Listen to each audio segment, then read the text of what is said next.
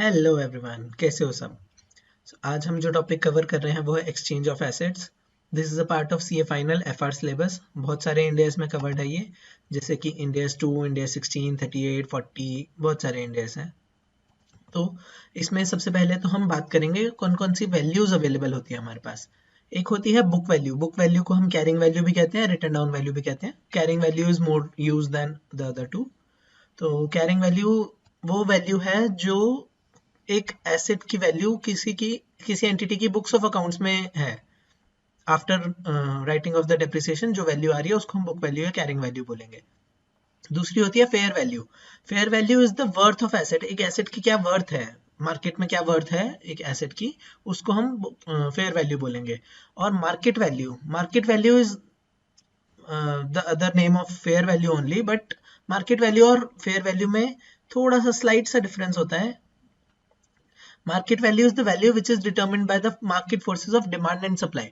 Suppose किसी asset की एक वैल्यू है, लेट्स से दिस बिल्डिंग, इस बिल्डिंग की वैल्यू है 1 करोड़ रुपीज, बट इसका कोई बायर नहीं है। अगर कोई बायर नहीं है तो ऑब्वियसली सप्लाई है, डिमांड नहीं है, तो वैल्यू कम हो जाएगी, मार्केट वैल्यू कम हो जाएगी, but fair value is 1 crore rupees.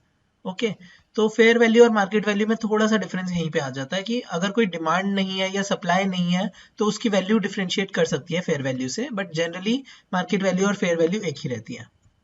Okay, तो अब हम बात करते हैं मेजर कंफ्यूजन जो स्टूडेंट्स को होती है इस टॉपिक में।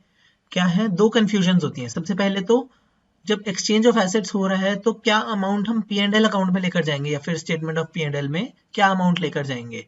और दूसरा क्वेश्चन है कि एक्सचेंज के टाइम पर कैश का क्या रोल है, कैश कितना हम एक्सचेंज करेंगे, कौन किसको कैश देगा, कितना कैश देगा, ये कैसे डिटर्मिन होगा। तो बात करते हैं एक सिनेरियो की। एक सिनेरियो है मिस्टर बी के पास बिल्डिंग है जिसकी फेयर वैल्यू है 10 लाख रुपीज और बुक वैल्यू है 8 लाख रुपीज। और दूसरी तरफ है मिस्टर एम के पास एक मशीन है जिसकी फेयर वैल्यू है 12 लाख रुपीज, बुक वैल्यू है 15 लाख रुपीज। अब दोनों आपस में डिसाइड करते हैं कि अपने एसेट्स हम एक्सचेंज करेंगे। मिस्टर बी की बिल्डिंग चली जाएगी मिस्टर एम के पास और मशीन चली जाएगी मिस्टर बी के पास। ठीक है, ये सिनेरियो है। तो अब इसमें सबसे पहले क्वेश्चन आता है कि पी एंड एल में क्या अमाउंट नोट करेंगे। पी एंड एल में क्या अमाउंट नोट करेंगे उससे पहले हम देखेंगे कि पी एंड एल में अमाउंट नोट कौन करेगा। Who will note amount in P and L.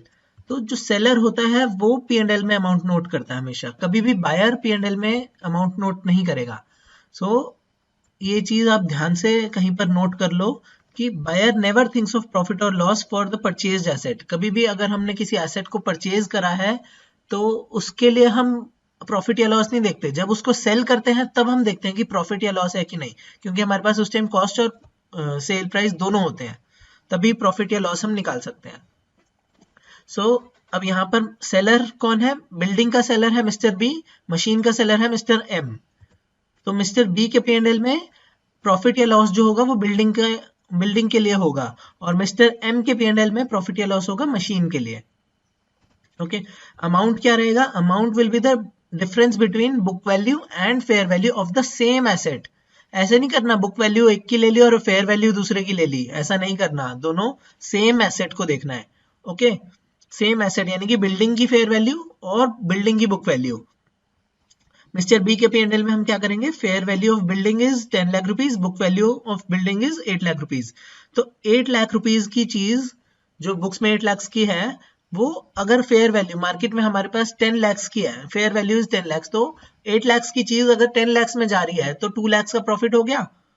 और ऐसे ही मिस्टर एम के लिए देखें, मशीन के पी&एल में book value is 15 lakh but fair value is 12 lakh. तो यहाँ पर 15 लाख की चीज 12 लाख में जा रही है, तो 3 लाख का नुकसान हो गया, 3 लाख का लॉस आ गया यहाँ पर। अब कुछ स्टूडेंट्स क्या करते हैं, इनकरेक्ट इंटरप्रिटेशन कर लेते हैं। बुक वैल्यू तो एक की ले लेंगे, फेयर वैल्यू दूसरे की लेते हैं। वो क्या सोचते हैं कि हम दे रहे हैं, टॉकिंग अबाउट मिस्टर बी, हम दे रहे हैं 8 लाख की एक बिल्डिंग और बदले में हमें मिल रहा है 12 लाख की मशीन, तो यहाँ पर हमारा 4 लाख का प्रॉफिट हो गया। और मिस्टर एम के पॉइंट ऑफ व्यू से देखें तो बुक वैल्यू है 15 लाख की चीज हमारी हम दे रहे हैं और 10 लाख की चीज हमें मिल रही है, तो यहाँ पर लॉस हो गया 5 लाख का। अगर ऐसी इंटरप्रिटेशन कर रहे हो तो बिल्कुल गलत है वो, प्लीज ऐसा नहीं करना। ऑफ द सेम एसेट इसीलिए लिखा है क्योंकि उसी एसेट की कॉस्ट और उसी एसेट का सेल प्राइस देखना है, ठीक है। ये मिस्टेक काफी स्टूडेंट्स कर देते हैं। उसके बाद सेकंड क्वेश्चन पर चलते हैं, amount to be exchange in cash. तो कैश में क्या अमाउंट एक्सचेंज होगा, जो दो एसेट्स हैं, दोनों की एसेट्स का फेयर वैल्यू जो है ना, फेयर वैल्यू, उन दोनों का डिफरेंस हमारा कैश में एक्सचेंज करेंगे हम। तो इस केस में हमारे एक फेयर वैल्यू है 10 लाख रुपीज, दूसरी फेयर वैल्यू है 12 लाख रुपीज। तो फेयर वैल्यू का डिफरेंस बन जाएगा 2 लाख रुपीज। तो 2 लाख रुपीज एक्सचेंज करेंगे, और कौन किसको देगा, जिसकी एसेट की वैल्यू कम है ऑब्वियसली वही पैसे देगा ना दूसरे को। तो अगर मिस्टर बी के एसेट की वैल्यू 10 लाख रुपीज है और मिस्टर एम के एसेट की वैल्यू 12 लाख रुपीज है, तो मिस्टर बी ही 2 लाख रुपीज कैश में देंगे मिस्टर एम को। ओके, फाइनल एक्सचेंज क्या बनेगा, mister B will be paying to mister M 10 lakhs worth of building plus 2 lakhs worth of cash, and in return Mr. M will pay to Mr. B 12 lakhs worth of machine. Okay, यहाँ पर fair values की बात हो रही है सारी। Okay, इसकी accounting देख लेते हैं। अकाउंटिंग के लिए क्या करना है हमने, आउटगोइंग एसेट मिस्टर बी की पहले बात करते हैं। मिस्टर बी के लिए आउटगोइंग एसेट क्या है, बिल्डिंग है, जिसकी फेयर वैल्यू और बुक वैल्यू है। फेयर वैल्यू और बुक वैल्यू का डिफरेंस है हमारे पास आ गया profit, profit is 2 lakh rupees.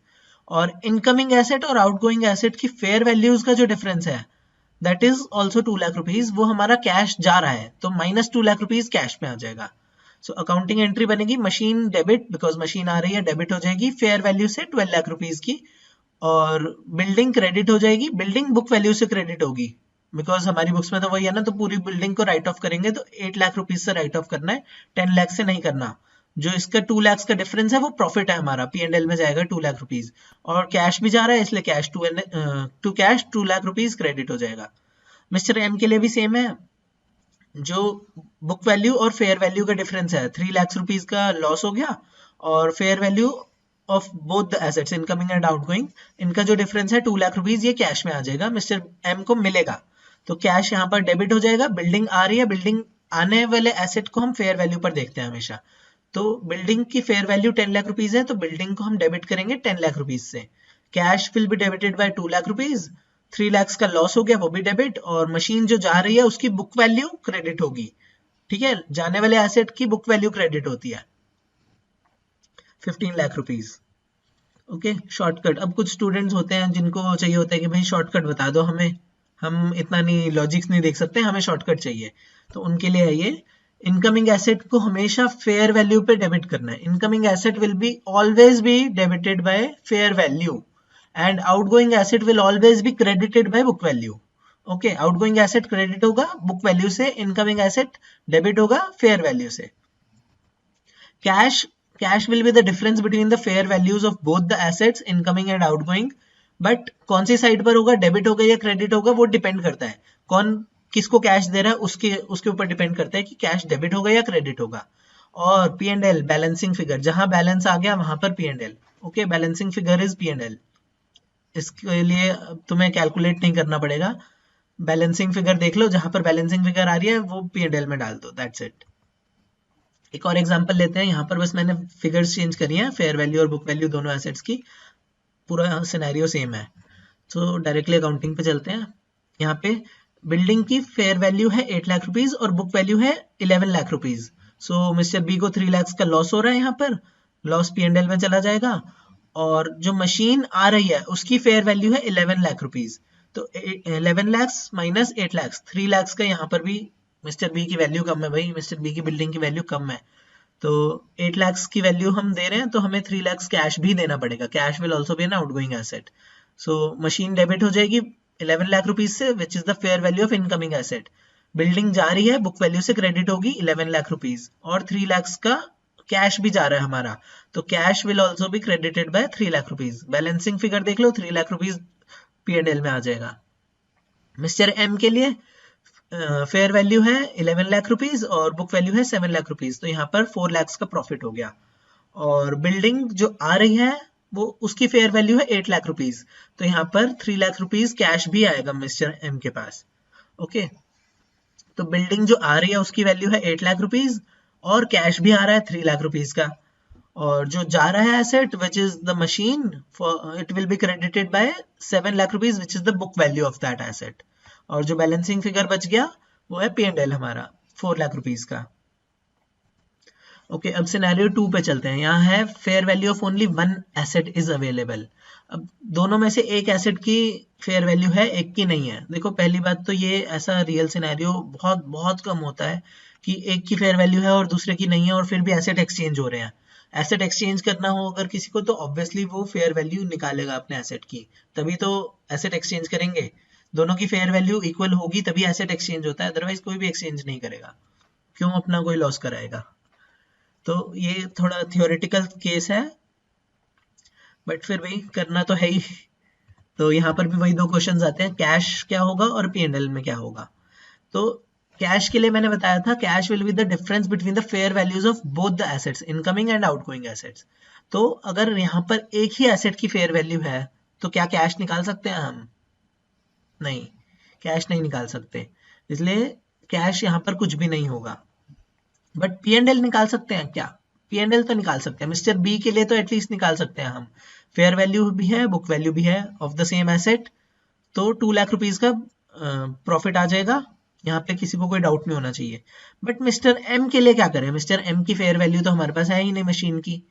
Okay, but mister M के लिए बुक वैल्यू है हमारे पास 15 लाख रुपीज। तो एक एग्जांपल लेते हैं। ये एक हाइलाइटर है मेरा। Okay, this is my asset और ये सामने वाले पर्सन का पेन है। This is another asset but this is not my asset. Okay, तो अब अगर हम एक्सचेंज कर रहे हैं अपने एसेट्स को, अगर हम एक्सचेंज कर रहे हैं तो हमारे लिए फेयर वैल्यू दोनों की सेम होगी तभी तो हम एक्सचेंज करेंगे। अदरवाइज मैं अपना हाइलाइटर क्यों किसी को दूंगा और उसके बदले में पेन ले लूंगा। अगर दोनों की फेयर वैल्यू सेम होगी तभी तो मैं एक्सचेंज करूंगा, राइट। और साथ में ध्यान रखना कोई कैश की ट्रांजैक्शन नहीं हो रही है। अगर कैश की ट्रांजैक्शन हो रही होती तो हो सकता है कि फेयर वैल्यू में भी कुछ डिफरेंस हो, बट अगर कैश की ट्रांजैक्शन नहीं हो रही है तो यहाँ पर दोनों की फेयर वैल्यूज एटलीस्ट सेम होनी चाहिए। तो fair value of machine would also be equal to the fair value of building which is 10 lakh rupees. Okay, तो अब यहाँ पर मिस्टर एम के लिए भी हम प्रॉफिट या लॉस निकाल सकते हैं। That will be a loss of 5 lakh rupees. Book value 15 lakh rupees है और फेयर वैल्यू 10 लाख है, तो लॉस आ जाएगा 5 लाख रुपीज का। इसकी अकाउंटिंग देखें तो कैश में कोई ट्रांजैक्शन नहीं होगी, पहले तो ये नोट कर लो। ठीक है, कैश में ट्रांजैक्शन तभी होती है जब दोनों की फेयर वैल्यूज हो हमारे पास, इनकमिंग एसेट की भी आउटगोइंग एसेट की भी फेयर वैल्यूज दोनों की हो, दोनों की फेयर वैल्यूज में डिफरेंस हो। और आउटगोइंग एसेट अब मिस्टर बी के लिए क्या है? बिल्डिंग की फेयर वैल्यू है और बुक वैल्यू है, दोनों का डिफरेंस देखें तो 2 लाख का प्रॉफिट। और इनकमिंग एसेट की फेयर वैल्यू हमने अज्यूम कर लिया कि वो सेम होगी आउटगोइंग एसेट के लिए। मशीन की फेयर वैल्यू हमने अज्यूम कर लिया तभी तो एक्सचेंज हो रहा है ना। तो दोनों का डिफरेंस अब कुछ है नहीं तो कैश नहीं होगा। मशीन डेबिट होगी 10 लाख रुपीज से, बिल्डिंग क्रेडिट होगी 8 लाख रुपीज से और P&L होगा क्रेडिट, प्रॉफिट होगा क्योंकि 2 लाख रुपीज का। और मिस्टर एम के लिए देखें तो फेयर वैल्यू है हमारे पास, फेयर वैल्यू अवेलेबल नहीं है बट हम अज्यूम कर रहे हैं कि वो सेम रहेगी, इनकमिंग एसेट की फेयर वैल्यू और आउटगोइंग एसेट की फेयर वैल्यू, इसलिए कैश नहीं है। और बुक वैल्यू है हमारे पास, तो बुक वैल्यू और फेयर वैल्यू का डिफरेंस जो बन रहा है 5 लाख रुपीज, वो लॉस आ जाएगा। तो बिल्डिंग जो आ रही है वो डेबिट हो जाएगी 10 लाख रुपीज, मशीन क्रेडिट है और 5 लाख का P&L डेबिट हो जाएगा, बैलेंसिंग फिगर या फिर लॉस देख लो।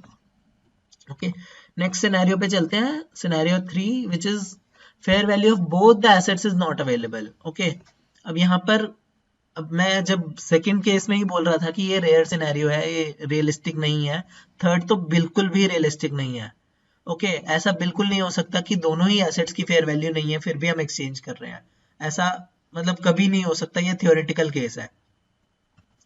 ओके, तो यहाँ पर सिर्फ बुक वैल्यू है हमारे पास, सिर्फ और सिर्फ बुक वैल्यू है दोनों एसेट्स की, और बुक वैल्यू सिर्फ अपनी बुक्स में होती है, सामने वाले की बुक्स में क्या चल रहा है वो हमें नहीं पता और ना हमें जानना है। ठीक है, अब यहाँ पे क्या करेंगे, वही दोनों क्वेश्चन सेम, कैश और P&L। अब फेयर वैल्यू एक की जब नहीं थी तब मैंने कैश के लिए मना कर दिया, तो यहाँ तो दोनों की फेयर वैल्यू नहीं है तो कैश कैसे हो सकता है, cash will not be there. But P&L होगा क्या? P&L यहाँ पर नहीं होगा। क्यों? क्योंकि P&L के लिए हमें क्या चाहिए, हमें चाहिए बुक वैल्यू और fair value of the same asset. यहाँ पर किसी भी एक एसेट की फेयर वैल्यू नहीं है, इसलिए हमारे पास P&L भी नहीं होगा। ओके, फेयर वैल्यू नहीं है तो अब हम यहाँ पे कैसे एक्सचेंज करेंगे, हम फेयर वैल्यू क्या अज्यूम करेंगे, इनकमिंग एसेट को तो हम क्योंकि डेबिट करते हैं फेयर वैल्यू से, अब यहाँ पर हमारे पास फेयर वैल्यू नहीं है, तो फेयर वैल्यू क्या हम अज्यूम करेंगे, here we will assume that fair value of incoming asset is the book value of outgoing asset. okay, book value of outgoing asset जो है हम यही मानेंगे कि जितने का एसेट जा रहा है उतने का ही एसेट आ रहा है, कोई प्रॉफिट एंड लॉस नहीं, कोई कैश नहीं. ओके, तो बिल्डिंग के लिए बिल्डिंग की फेयर वैल्यू, यहाँ पर बिल्डिंग की फेयर वैल्यू मिस्टर एम देखेंगे, मिस्टर एम के लिए बिल्डिंग की फेयर वैल्यू है 15 लाख रुपीज और मिस्टर बी के लिए मशीन की फेयर वैल्यू है 8 लाख रुपीज. ओके, अकाउंटिंग देख लेते हैं, यहाँ पर कैश भी नहीं होगा, P&L भी नहीं होगा. सो जो एसेट इनकमिंग है वो डेबिट हो जाएगा, आउटगोइंग क्रेडिट हो जाएगा with the same value which is the book value of the outgoing asset. Outgoing asset की बुक वैल्यू 8 लाख रुपीज है, तो उसी से ही हम डेबिट और क्रेडिट कर देंगे. और यहाँ पर मिस्टर एम के लिए आउटगोइंग एसेट की फेयर वैल्यू बुक वैल्यू है 15 लाख रुपीज, उसी सेम अमाउंट से हम डेबिट और क्रेडिट कर देंगे. बिल्डिंग को डेबिट, बिल्डिंग इनकमिंग एसेट है, और machine credit, machine outgoing asset है. ओके, और अगर कोई ऐसा सोच रहा है कि केस 4 भी होगा जिसमें कोई भी बुक वैल्यू भी नहीं है, तो ऐसा कुछ नहीं है, बिकॉज वो थियोरेटिकल भी नहीं है. बुक वैल्यू तो एटलीस्ट होती है, बुक वैल्यू तो किसी भी एसेट की होगी ना. रिटर्न ऑफ एसेट को हम एक्सचेंज कर रहे हैं, वो ऐसा कुछ मत करना प्लीज, उसकी बुक वैल्यू 0 है फिर. ओके, सो अब हम चलते हैं नेक्स्ट टॉपिक पर, अपने नेक्स्ट पार्ट पर, which is the important topic number 1. ठीक है, यहाँ पर पहला टॉपिक क्या है, more clearly evident fair value का. More clearly evident fair value ये टॉपिक है क्या, ये देखो मैंने आईसीआई के स्टडी मटेरियल से ही निकाला है, 7.397 पेज नंबर है. यहाँ पर इंडियाज 40 में एक लाइन लिखी है, if the entity is able to measure reliably the fair value of either the asset received और the asset given up, then the fair value of the asset given up is used to measure cost unless the fair value of the asset received is more clearly evident. क्या भूल गए ये, क्या भूल गए ये, confusion हो गई. ओके, थोड़ा हम समझते हैं एक बार. देखो ये है हमारे मिस्टर बी. मिस्टर बी वही बिल्डिंग वाले, ये अपनी बिल्डिंग की फेयर वैल्यू निकालना चाहते हैं. तो फेयर वैल्यू निकालने के लिए कहाँ पर जाएंगे, ये प्रॉपर्टी डीलर के पास जाएंगे. एक प्रॉपर्टी डीलर के पास गए, उन्होंने बताया कि भाई fair value is 45 lakh rupees. ठीक है, दूसरे के पास गए, दूसरे ने बोला 43 लाख रुपीज, तीसरे ने बोला 48 लाख रुपीज. क्या ऐसा हो सकता है, हाँ बिल्कुल हो सकता है. बिल्डिंग की फेयर वैल्यू है, बिल्डिंग का हर कोई प्राइस अलग अलग लगाएगा, थोड़ा बहुत डिफरेंस हो सकता है. ठीक है, 2-3 लाख ऊपर या नीचे हो सकता है, तो हम एक एस्टिमेट लगा सकते हैं कि 45 लाख रुपीज की फेयर वैल्यू है, बट थोड़ा ऊपर नीचे चलता है, बिल्डिंग है ये, क्योंकि थोड़ा ऊपर नीचे हो सकता है चेंज. दूसरा केस लेते हैं मिस्टर एस. मिस्टर एस के पास है शेयर्स, लिस्टेड शेयर्स हैं, लिस्टेड शेयर्स या बॉन्ड्स हैं. तो अब ये अपने एसेट की फेयर वैल्यू निकालना चाहते हैं, तो कहाँ पर जाएंगे, ये स्टॉक एक्सचेंज पर, एनएससी बीएससी पर जाएंगे. दोनों में फेयर वैल्यू निकलेगी, दोनों में सेम होगी कि डिफरेंट होगी, जनरली सेम होगी, थोड़ा बहुत माइनर डिफरेंस हो सकता है, बट लिस्टेड एसेट्स की फेयर वैल्यू बहुत रिलायबल होती है. लिस्टेड एसेट्स की फेयर वैल्यू कहीं पर अगर देखा जाए तो सबसे ज्यादा रिलायबल यही मानी जाएगी, या कैश या लिस्टेड एसेट, दोनों की fair value is most reliable. Okay, so 45 lakh rupees अगर एक एसेट पर है तो एक एक्सचेंज पर है, तो दूसरे एक्सचेंज पर भी वही 45 लाख रुपीज के आसपास ही होगी, बहुत माइनर सा डिफरेंस होगा अगर होगा भी तो. ओके, सो अब मिस्टर बी और मिस्टर एस, इन दोनों के में से देखें तो किसकी फेयर वैल्यू ज्यादा क्लियरली एविडेंट है, more clearly evident fair value किसकी है, मिस्टर एस की ऑब्वियसली. तो अब एक बार दोबारा से लाइन देखते हैं, if the entity is able to measure reliably the fair value of either the asset received और the asset given up, then the fair value of asset given up is used to measure cost unless the fair value of asset received is more clearly evident. थोड़ा बहुत तो समझ आया, more clearly evident क्या होता है. यहाँ पर more clearly evident क्या है, शेयर्स की वैल्यू. ओके, तो इसको समझने के लिए ना एक बार चार्ट देखते हैं. ये चार्ट भी सेम पेज पर ही था, थोड़ा आगे पीछे था. तो which fair value is more clearly evident, यहाँ पर इन्वेस्टमेंट प्रॉपर्टी जो है वो इनकमिंग एसेट है, तो इन्वेस्टमेंट प्रॉपर्टी का चैप्टर था, इनकमिंग एसेट वही था, तो वहीं से चार्ट उठाया मैंने. तो fair value of asset received is more clearly evident, अगर fair value of asset received is more clearly evident तो हम इनकमिंग एसेट को मेजर करेंगे एसेट रिसीव्ड की फेयर वैल्यू पर. अगर एसेट गिवन अप की fair value more clearly evident है तो हम एसेट गिवन अप की फेयर वैल्यू पर उसको मेजर करेंगे इनकमिंग एसेट को. बट अगर दोनों की क्लियरली एविडेंट है, इक्वली एविडेंट है, तो हम गिवन अप को देखते हैं। क्यों देखते हैं? क्योंकि गिवन अप एसेट हमारा एसेट है, हमारा एसेट था, हमने फेयर वैल्यू निकाली, हम उसको ज्यादा रिलायबल मानेंगे। ओके, इनकमिंग एसेट की फेयर वैल्यू ऑब्वियसली सामने वाले बंदे ने निकाली है, हो सकता है हमने भी निकाली हो, बट हम अपने एसेट पर ज्यादा विश्वास करेंगे। सो गिवन अप एसेट को हम देखेंगे, हम ये मानेंगे कि that is more clearly evident to us. Okay, अब यहाँ पर एक क्वेश्चन, एक डाउट आ जाता है स्टूडेंट्स का कि अगर दोनों की इक्वली एविडेंट है तो जो दोनों का डिफरेंस है वो कैश में एक्सचेंज होना चाहिए। आएंगे, उस पर भी आएंगे, थोड़ा सा wait. Okay, so fair value of asset is reliably measurable if, अच्छा ये जो चार्ट था ना, ये chart is the summary of what we studied here. ये वाली लाइन का मतलब यही है जो यहाँ पर चार्ट में लिखा है।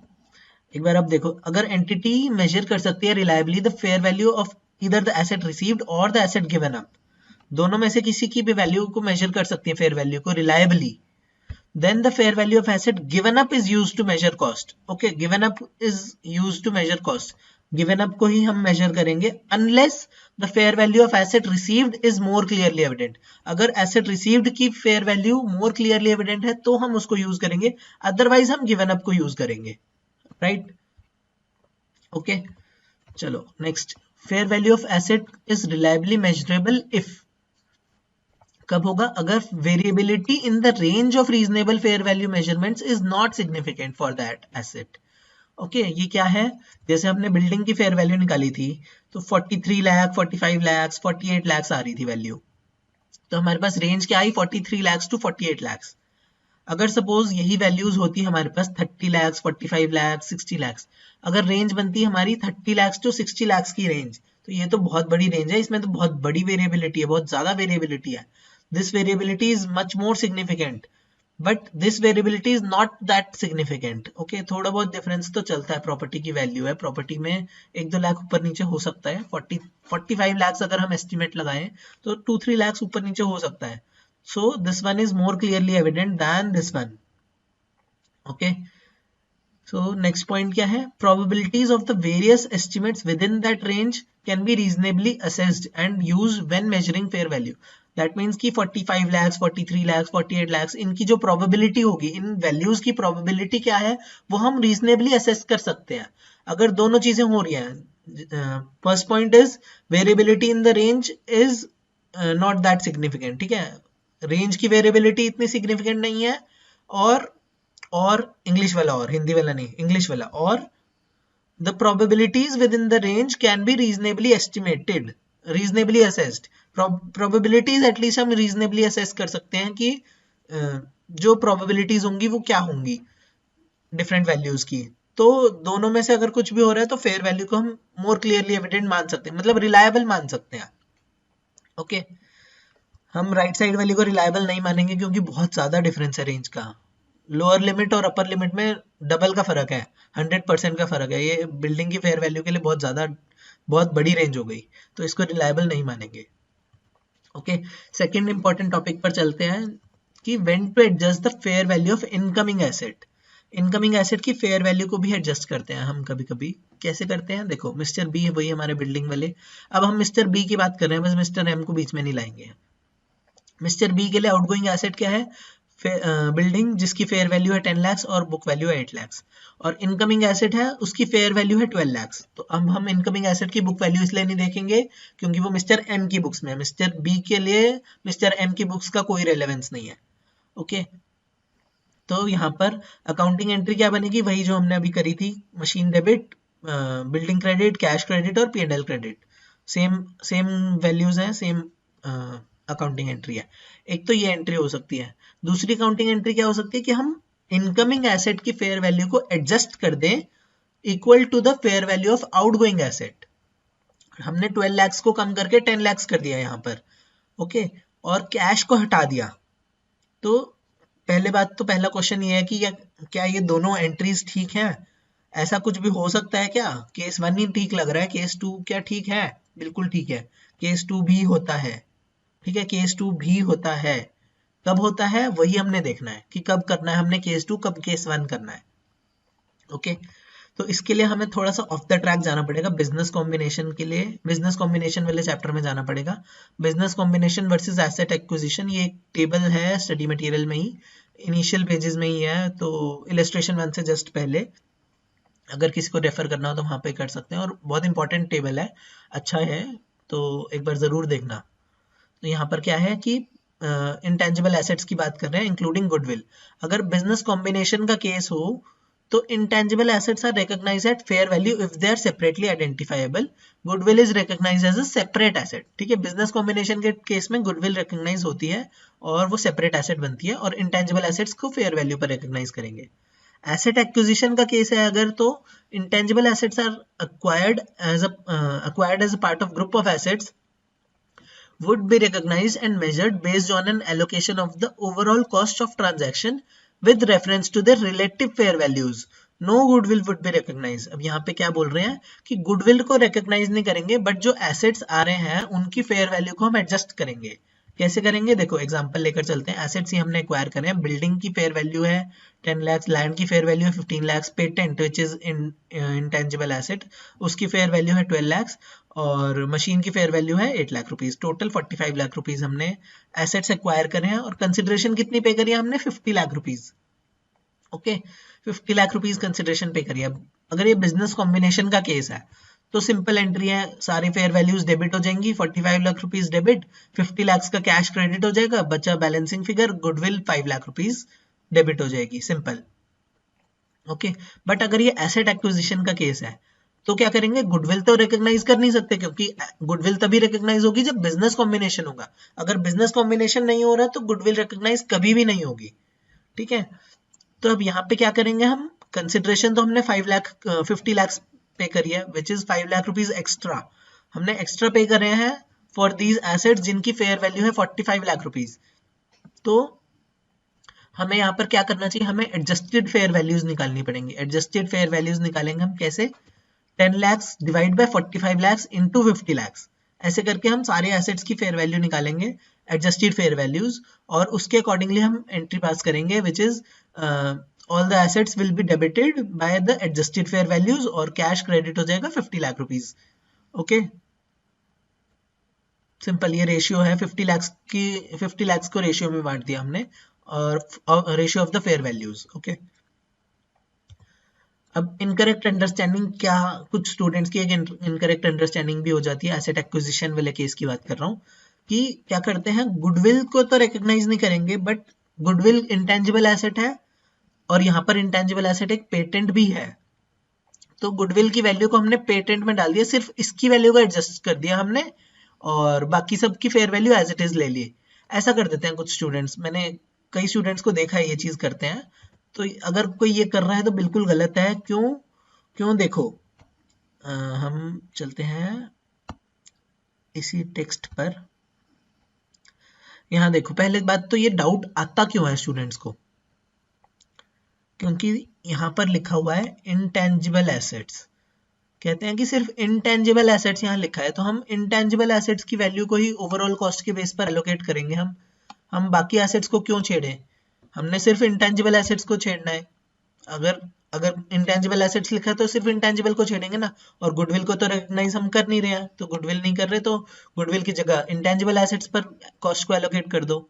बट ये गलत है, क्योंकि यहाँ पर लिखा हुआ है रिलेटिव फेयर वैल्यूज के बेसिस पर हम एडजस्ट करेंगे, relative fair values with reference to the relative fair values, allocation of overall cost. Overall cost क्या थी हमारी 50 लाख रुपीज, उसको 50 लाख रुपीज को हम एलोकेट करेंगे ओवरऑल कॉस्ट को on with reference to the relative fair values, सारी रिलेटिव फेयर वैल्यूज के बेसिस पे हम प्रोपोर्शनेटली एलोकेट कर देंगे। ओके, सो हम वो चीज नहीं करेंगे कि सिर्फ इंटेंजिबल एसेट का है तो पेटेंट पर ले गए, वो नहीं करना भाई, प्लीज बिल्कुल ये मत करना। ओके, अब एक और केस है business combination versus asset acquisition का, सेम टेबल है वहीं पर ही बिजनेस कॉम्बिनेशन वाले चैप्टर में।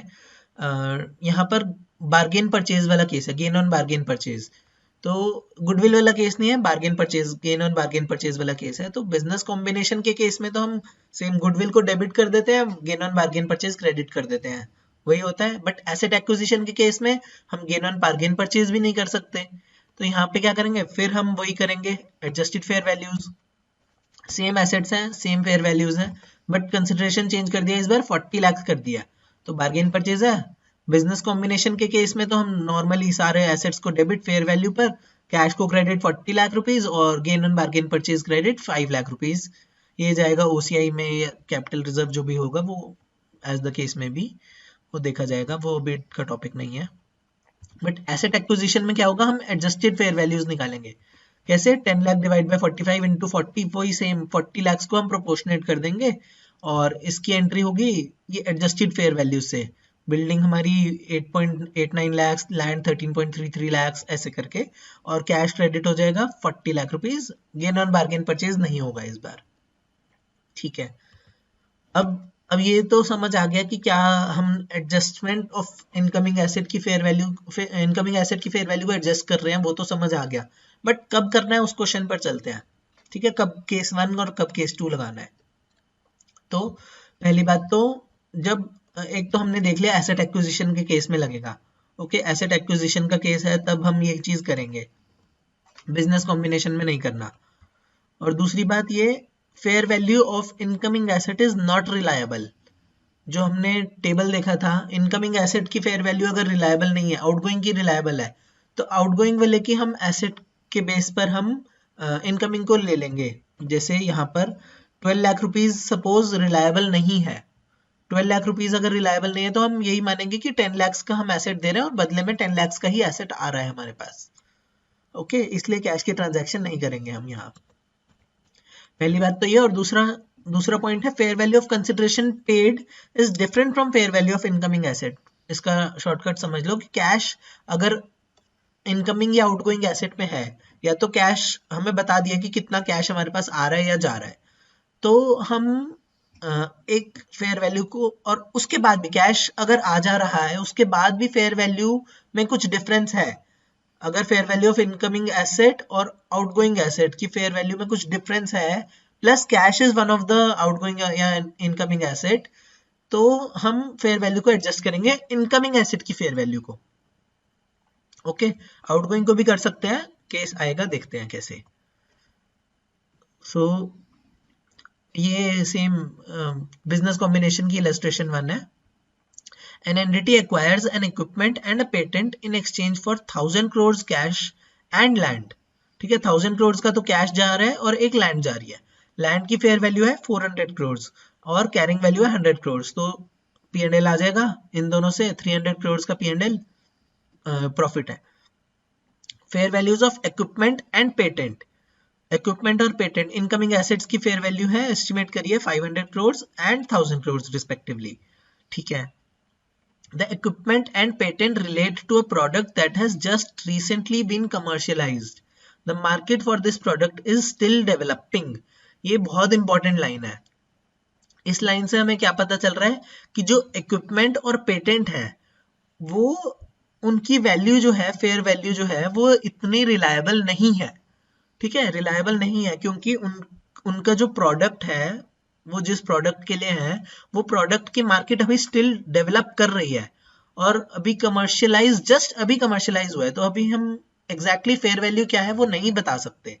सो this fair value of 500 crores and 1000 crores is not that reliable as the fair value of the outgoing asset. Okay, so यहाँ पर देखो, incoming asset है हमारे पास इक्विपमेंट और पेटेंट जिसकी फेयर वैल्यू है 500 और 1000 crores, और आउटगोइंग एसेट है हमारे पास कैश 1000 crores, लैंड जिसकी फेयर वैल्यू 400 crores है और बुक वैल्यू है 100 crores। ओके, तो total fair value of incoming asset is 1500 crores और total fair value of outgoing asset is 1400 crores। अब यहाँ पे कौन सी वाली वैल्यू रिलायबल है, हमारी आउटगोइंग एसेट की वैल्यू मोर रिलायबल है। ठीक है, आउटगोइंग एसेट की वैल्यू मोर रिलायबल है, क्यों? क्योंकि इसका इक्विपमेंट और पेटेंट का जो प्रोडक्ट है उसकी मार्केट अभी कमर्शियलाइज हुई है और उसकी मार्केट स्टिल डेवलप कर रही है।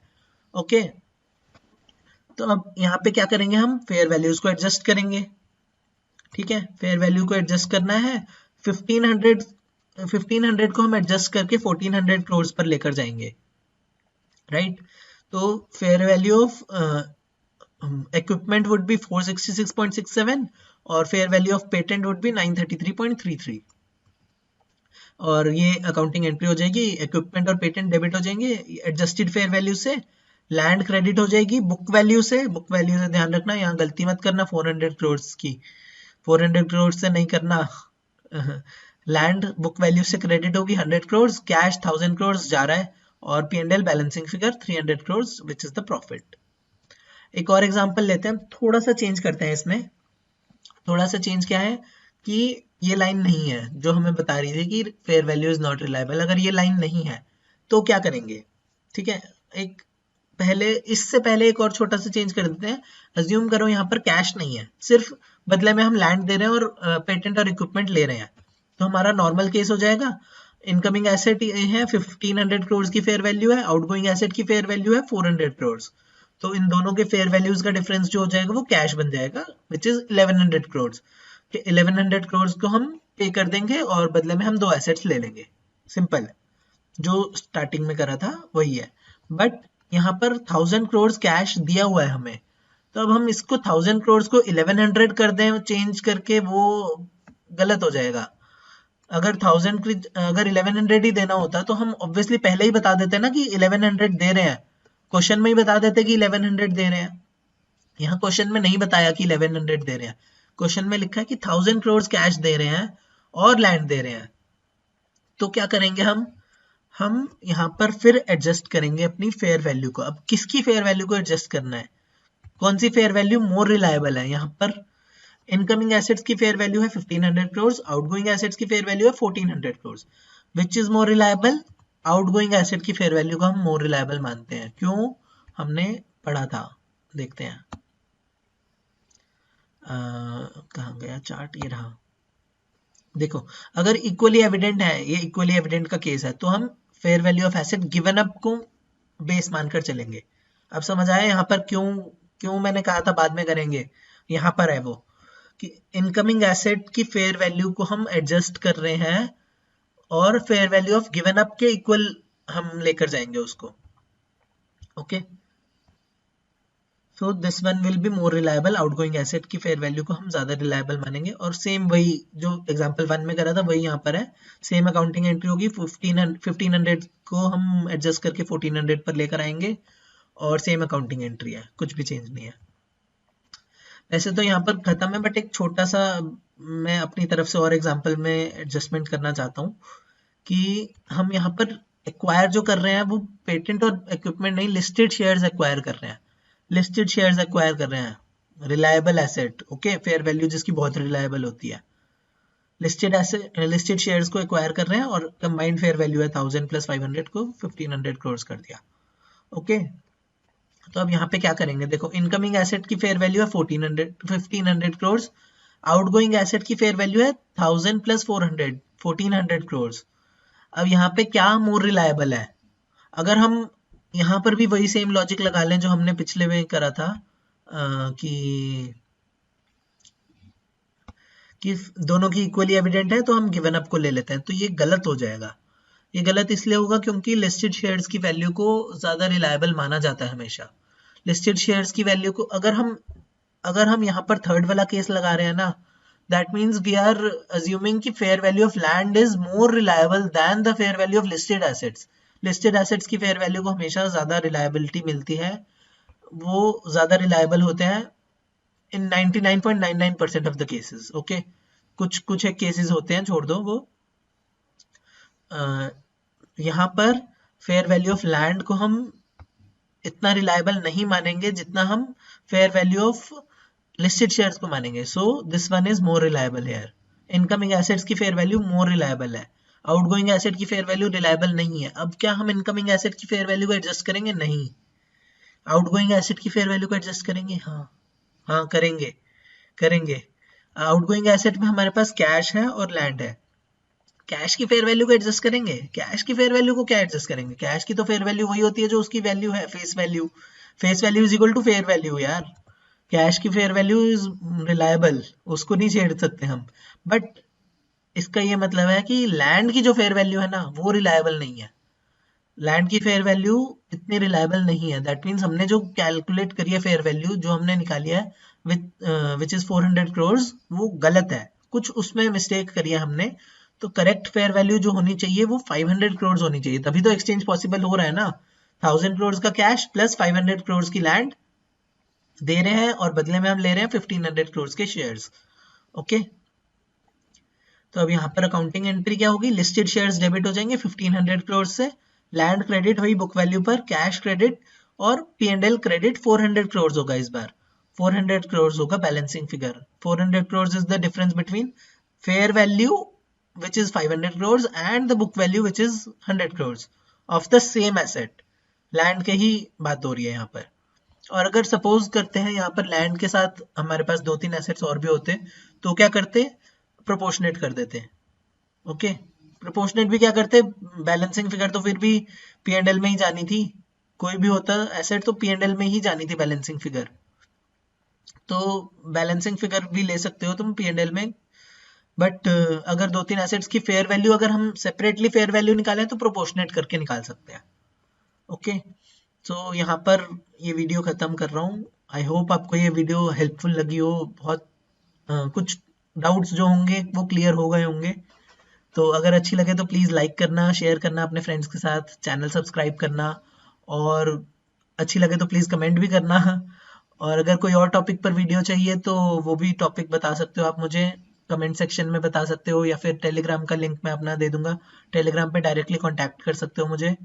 कोई भी डाउट हो, कोई डाउट पूछना है, कोई वीडियो स्पेसिफिक चाहिए तो कॉन्टैक्ट मी ऑन टेलीग्राम।